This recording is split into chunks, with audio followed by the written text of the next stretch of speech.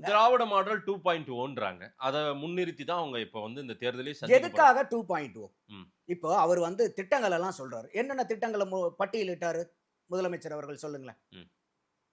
மகளிர் உரிமை மகளிர் தொகை, உரிமை தொகை. பெண்களுக்கு ரூ. 1000, ம். மாணவர்களுக்கு ரூ. 1000, ம். இது காலை உணவு திட்டம். வேற என்ன திட்டத்தை அவர் அங்க சொன்னாரு? இலவச பேருந்து பயணம். இலவச பேருந்து பயணம். ம். இந்த 5ல சாப்பாடு காலை உணவு திட்டம் எல்லாருமே பாராட்டக்கூடியது. சரி. மீதி எல்லாமே ரூ. 1000 கொடுக்கிறது, இலவச பேருந்து கொடுக்கிறது. இதுக்கு ஒரு பெரிய அரசியல் ஞானியா இருக்கணுமா மதேஷ்? ஒரு மாசமான ஒரு அக்கவுண்ட்ல ரூ. 1000 டிரான்ஸ்ஃபர் பண்றதுக்கு ஆகச்சிறந்த கொள்கைகள், கோட்பாடுகள், இதுதான் திராவிட கட்சிகளுடைய கொள்கை கோட்பாடு. இது வரவேற்புக்குரியதா இருக்குல்ல. இன்னைக்கு எளிய மக்களுக்கு அந்த ரூ. 1000 பணம் ரொம்ப முக்கியமா பாக்குறாங்கல்ல. அப்போ இன்னைக்கு நாங்க எல்லாத்துலயும் மேம்பட்ட மக்கள், நாங்க தமிழ்நாட்டுல வந்து இந்த அளவுக்கு நாங்க வந்து முன்னுக்கு வந்திருக்கிறோம்னா, இன்னைக்கு அவரே பட்டியல் எழுறாரு. 1,30,68,000 சொச்ச பெண்கள் இந்த ரூ. 1000 வந்தாதான் இன்னைக்கு அவங்க குடும்பம் நடக்குதுன்னா, இன்னைக்கு 2,17,00,000 ரேஷன் கார்டு இருக்கிற இடத்துல 1,30,00,000 குடும்பங்கள் ரூபாயை நம்பி தான் கையேந்தி நிக்கிற அளவுக்கு நீங்க வச்சிருக்கீங்கன்னா, இதுதான் உங்களுடைய திராவிட மாடல் 1.0 சாதனை. இதுக்காக தான் உங்களுக்கு 2.0 வரணுமா? என்ன சாதனைகள் அங்க சொல்லிட்டாங்க சொல்லுங்க. ரூபாய் கொடுக்கறது ஒரு சாதனையா? நாளைக்கு இதே வந்து அதிமுக வந்து ரூபாய் இல்ல ரூபாய் கொடுக்கறது இது பெரிய சாதனைன்னு சொல்லிடலாமா? பாரதிய ஜனதா வந்து நாங்க ரூபாய் கொடுக்குறோம். ஏற்கனவே அண்ணாமலை வேற ஒரு தடவை மீட்டிங்ல பேசியிருக்காரு, நம்ம வந்தா ரூபாய் கூட கொடுக்கலான்ட்டு.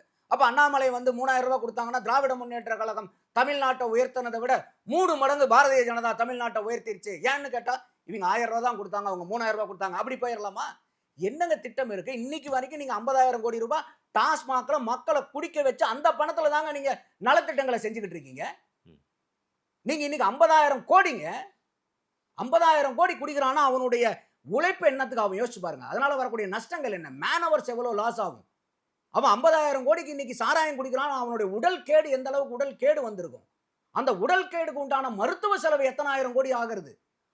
அந்த குடியினால வரக்கூடிய குடும்ப சீரழிவுகளை சமாளிக்கிறதுக்கு காசு கொடுத்தா ஏதாவது குடும்பத்தை நீங்க சரி செய்ய முடியுமா?